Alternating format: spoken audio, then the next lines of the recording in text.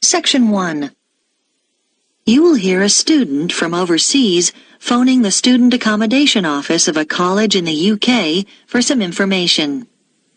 First, you have some time to look at questions 1 to 4.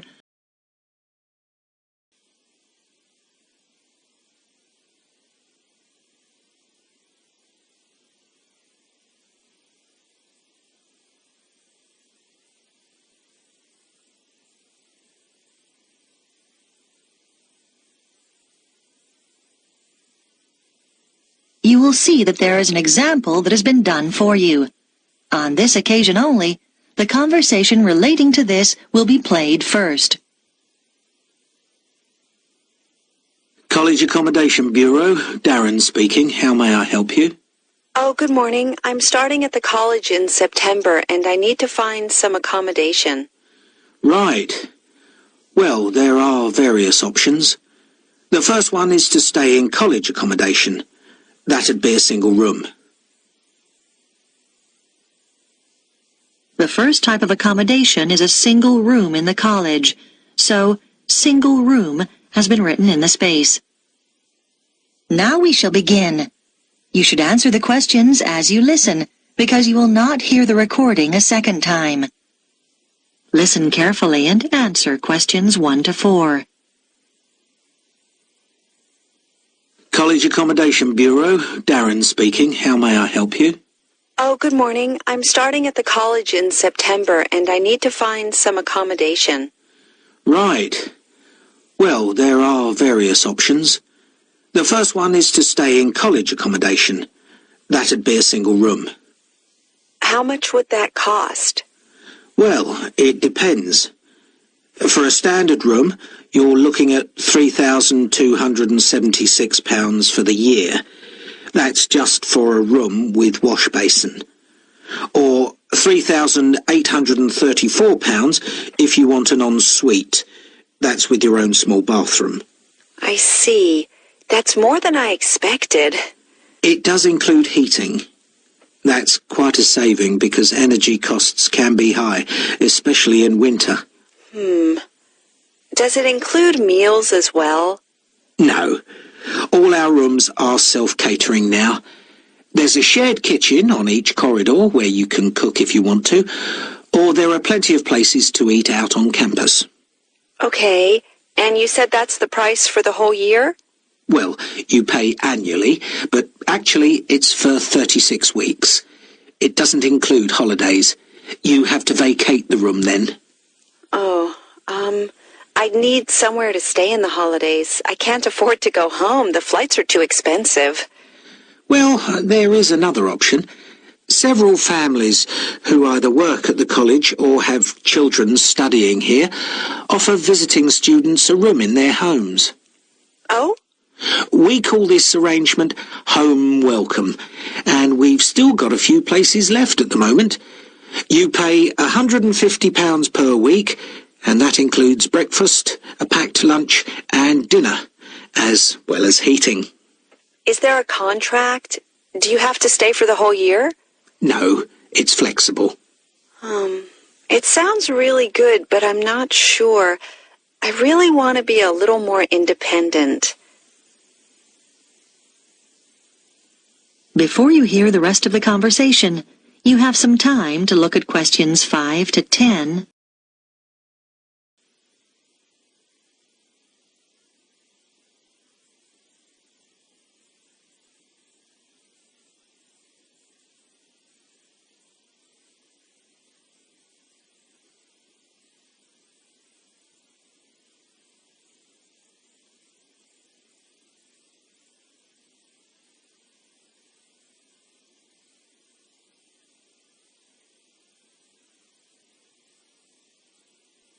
Now listen and answer questions 5 to 10.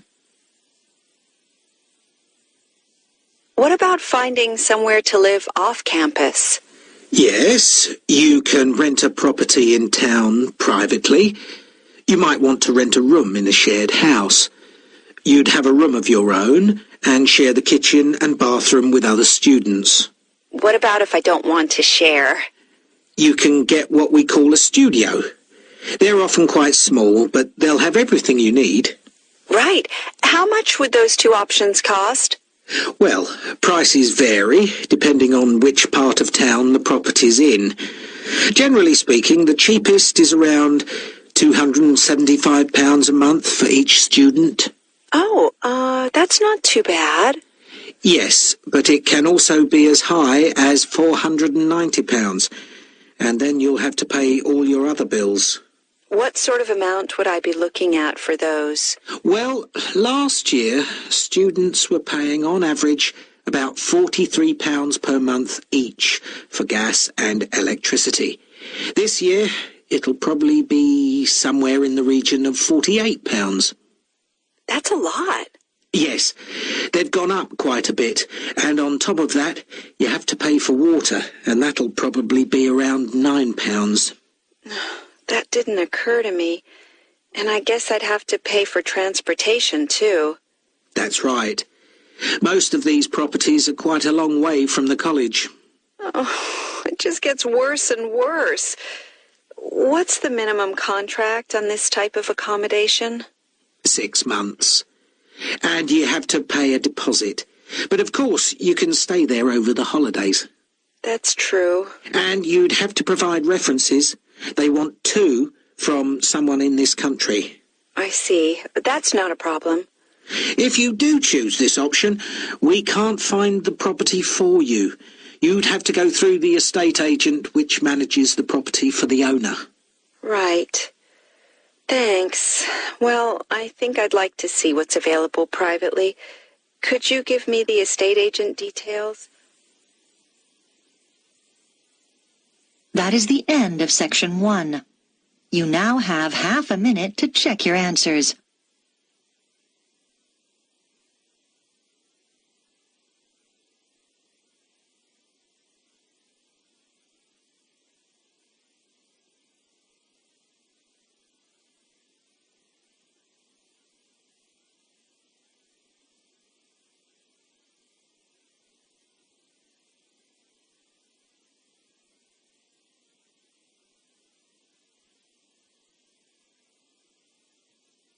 Now turn to Section 2.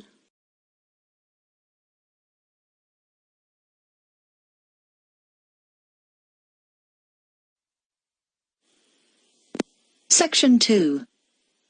You will hear an audio guide introducing visitors to a museum. First, you have some time to look at questions 11 to 15.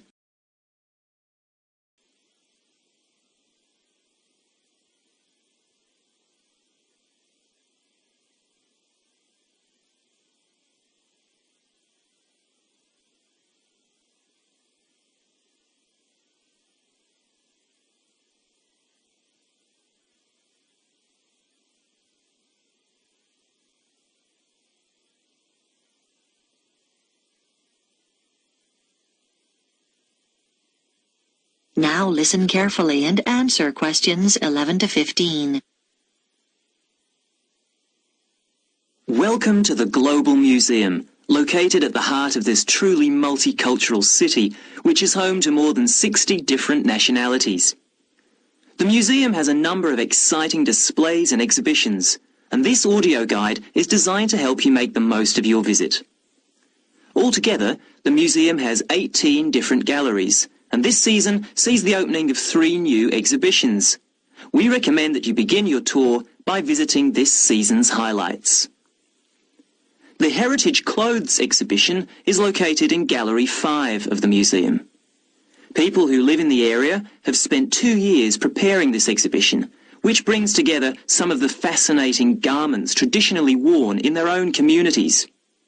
They research the history of their community's clothing traditions and the customs and rituals associated with them. Altogether, 16 countries are represented, from Ghana to Korea, from Turkey to Nepal.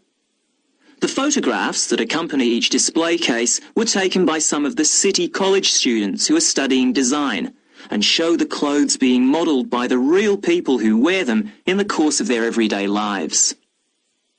Another highlight this season is the exhibition called Toys from the Past, which can be found in Gallery 9. This exhibition, which will appeal to people of all ages, is on tour throughout the country and will be here for 10 weeks only. The exhibits include dolls made over 100 years ago with beautiful porcelain faces and, in some cases, real hair.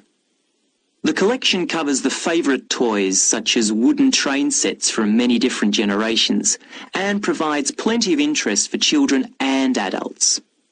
The gigantic board games, which are laid out on the gallery floor, are one of the most popular activities in the exhibition and should not be missed. This exhibition concludes with a special display of miniature toys. These small objects are on loan from countries all over the world and in some cases measure no more than a few centimetres. There's a tiny car made from matchsticks, a toy aeroplane complete with pilot and passengers made out of seashells, and some exquisite little buildings no higher than 4 centimetres. Before you hear the rest of the talk, you have some time to look at questions 16 to 20.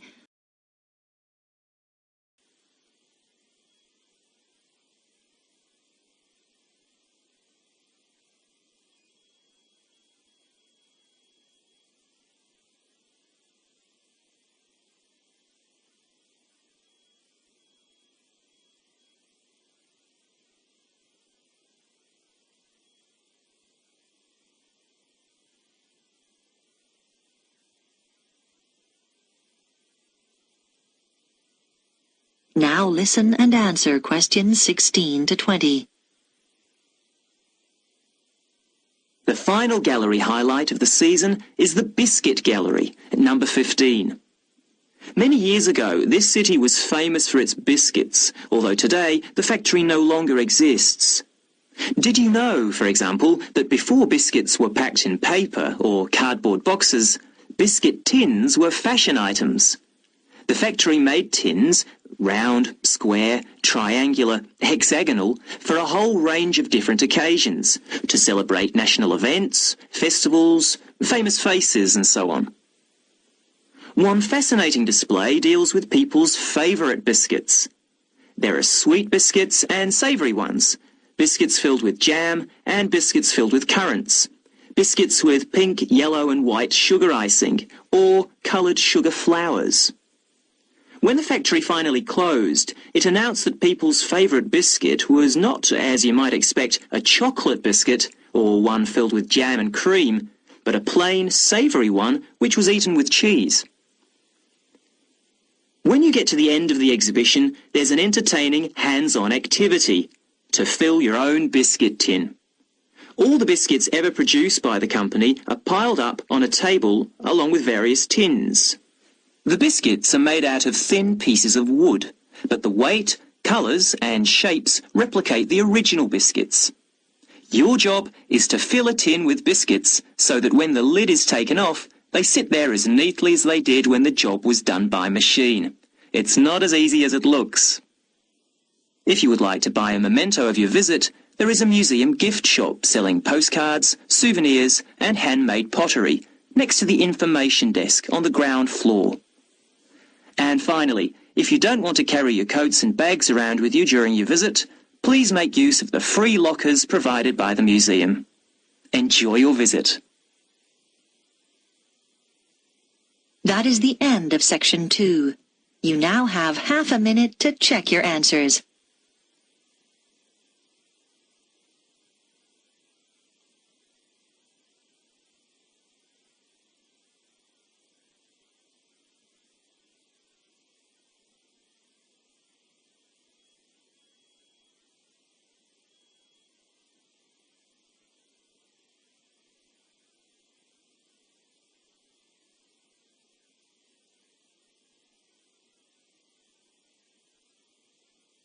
Now turn to Section 3.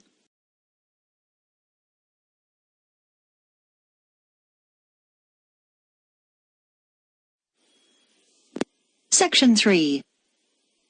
You will hear a discussion between a student called Helen and her tutor about an assignment that Helen is working on. First, you have some time to look at questions 21 to 24.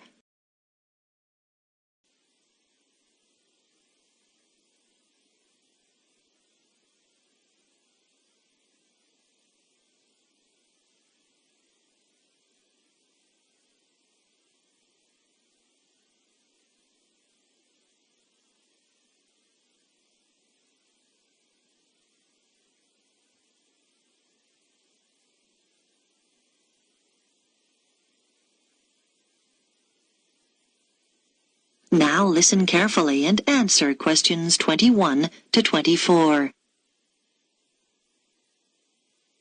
Come in, Helen. How can I help you? Well, I'm doing research for the anthropology assignment, and I was hoping to check a few details. Sure. You chose the topic of Pacific Island tapa cloth, didn't you? What have you found out so far? Well, I was going to introduce my assignment by saying that the tapa cloth is a fabric made from bark, just the outer layer of the trees. It's particularly common in the Pacific Islands, but not exclusive to them. In fact, many other peoples around the world have made high-quality cloth from bark. But what sets Pacific tapa apart is the incredible variety of roles it's played in this region. Yes, nice introduction. Though I think you could be more specific regarding dates. Okay, so what about the raw materials used? Well, tapa cloth is made from several species of tree. In the Pacific, the paper mulberry tree is most common, but it doesn't thrive in all conditions. In fact, it wasn't originally found in the islands, but was carried in their canoes by the first migrants. Tapa is also made from the breadfruit tree, which is convenient because its fruit is a staple food. The paper mulberry tree is only grown for tapa making, though. Yes, that's good. Now, what about the Maori people here in New Zealand? But the Māori don't make tapa now. That's right, and you need to account for it. We know that when Maori migrated here from the other Pacific Islands, they were prepared to make tapa because they brought the paper mulberry tree with them. The thing was, after they'd been in New Zealand a bit, they found the flax plant, which is superior to tapa because it makes a stronger fabric. By the time Europeans arrived in the 18th century, Maori were making all their fabric from flax and had been for some time. Okay. So, with the production process itself, first the inner bark is beaten with wooden hammers to soften the fibres. Then the different pieces are glued together using an adhesive paste made from the arrowroot tuber. This is the only way to fabricate large pieces of cloth because bark strands are too fine to be woven together and stitching isn't strong enough.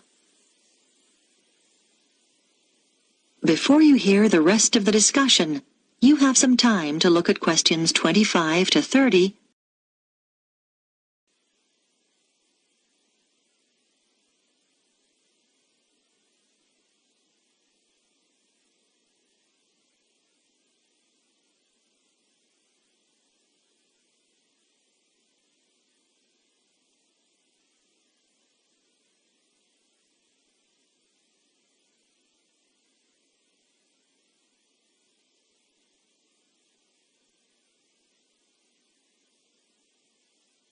Now listen and answer questions 25 to 30. So now you need details about different countries. Where would you start? I think Samoa is the obvious place. It's famous for its very fine cloth called siapo, which is hand-painted with representations of the ancestors. Still today, at the most profound events in life, such as births, funerals, weddings, and the investiture of chiefs, Samoans wear siapo robes to add significance and meaning to the ceremony. Okay, then I could talk about Tonga. It seems to me that the great innovation in Tonga has been developing a simple, coarse cloth which is quick and easy to make. This is suitable for all sorts of everyday functions around the house like bed covers, mosquito nets and curtains. Good point. Now, what about Cook Islands tapa? Well, The soil there is poor quality, so the breadfruit tree is often used. One type of thick cloth called tikoru was wrapped around the poles and used to mark the entrances to places of worship, so it was highly regarded in local culture. You might mention Fiji as well, which is interesting because tapa was actually used as a currency there. Fijians used to sail between the islands and exchange tapa for other commodities like canoes or pigs. I know that in Tahiti the tapa cloth is different because the patterns are in colour, which is considered more valuable than the usual brown patterns.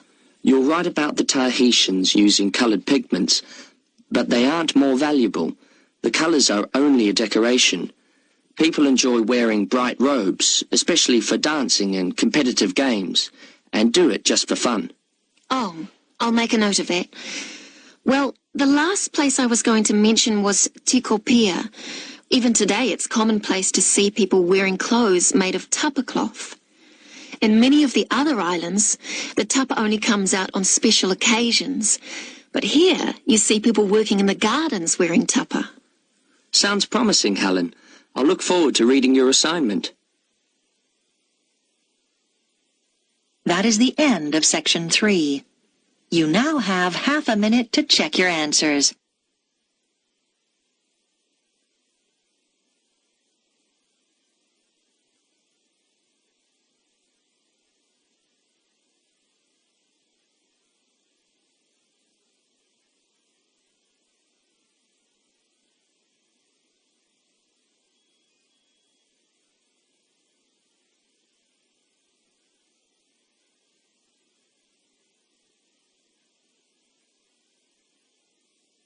Now turn to Section 4.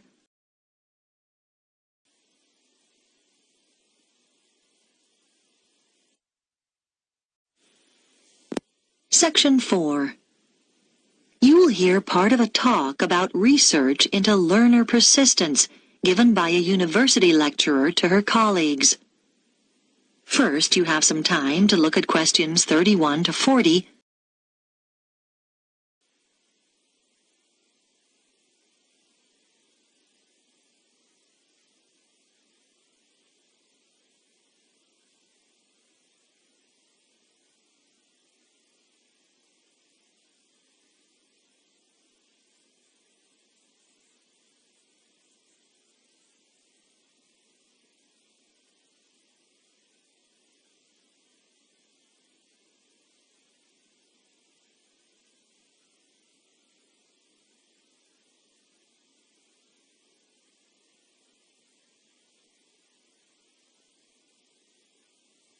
Now listen carefully and answer questions 31 to 40. My talk is about a research study I did over a period of 5 years on learner persistence, why some people stick at academic study better than others. As teachers, you will know that there is a tremendous variation in the learner's response to certain things. For example, a short period of illness might completely destabilize some students and cause them to give up their degree studies. Other learners might overcome tremendous difficulties to stay the course. I am particularly interested in this second group, who are the ones with learner persistence.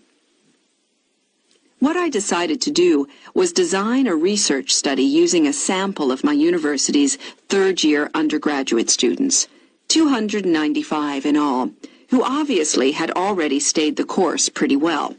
The sample was drawn from a range of ages, but there was deliberately a significant number of mature students, and all respondents were living at home in the local region. I wanted to have this element of consistency, not having some coming from outside the area and living in university accommodation. It should be noted, though, that there was significant variation in home background to reflect the variation in our student population. I designed questionnaires which were devised to elicit what their concerns had been as they started the course, and what had sustained them throughout the 3 years. Findings from the first section indicated that their worries when they started varied from financial concerns, though this had not been as strong as I expected, to career prospects. But mature students with children tended to emphasize uncertainties about their relationship with them.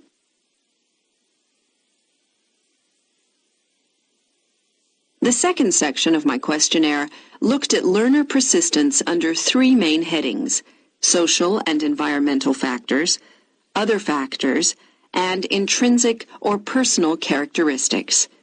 I identified three levels of importance for each of these. At the first level, those points identified by participants as most important in learner persistence. For social factors, many respondents said how crucial it had been to have good support. Though there was no one specific source, it could be family or friends. As regards other factors, students are heartened not so much by high grades, but by what they regard as success in study. And for personal characteristics, many respondents reported that they took pleasure in challenge, and that this was regarded as very significant. At the second level of importance, in the first category, a sizable percentage talked about the fact that they had enjoyed themselves in school as an important social factor. In the second column, other factors, a number of people said that what was of most importance was decent health. This had a fairly strong influence on their persistence in their studies. And then, under the heading of personal characteristics, there were quite a large percentage of respondents who mentioned they felt it was important to have lots of interests in their everyday lives. This gave them a depth and sense of perspective, which less persistent learners might lack. And then, on to the third level. Under social factors, several respondents talked about good relationships with their tutors. For other factors, they mentioned lack or absence of any problems in their families. And finally, under column 3, they identified an ability to juggle several roles, what we might call their capacity for multitasking. Now, these findings obviously helped inform the design of activities, as I mentioned. But in addition, a number of further recommendations emerged. Firstly, I propose that the department distributes questionnaires to first-year students to help get an idea of their maturity when starting the course. This is really our overriding concern. Secondly, I recommend we look into ways of offering induction courses for some selected students to allow them to take on the role of advisors. We think they are the best people to act in that role. This policy will make support much more accessible to our students. Thirdly, this help is often most needed in the evening and night when offices are closed, and so we should set up online services instead of the more traditional telephone services. Research has shown that these services are actually more accessible to the majority of students. And finally, it is often important to be proactive. If students are not meeting deadlines, then someone should contact them rather than wait for them to come to us. Now, are there any questions about the points? That is the end of section 4. You now have half a minute to check your answers.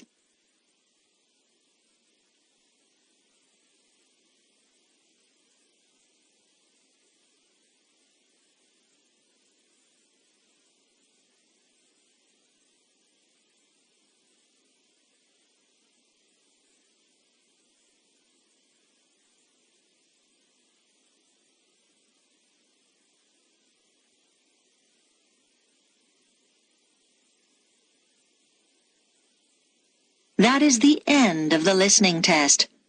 You now have 10 minutes to transfer your answers to the listening answer sheet.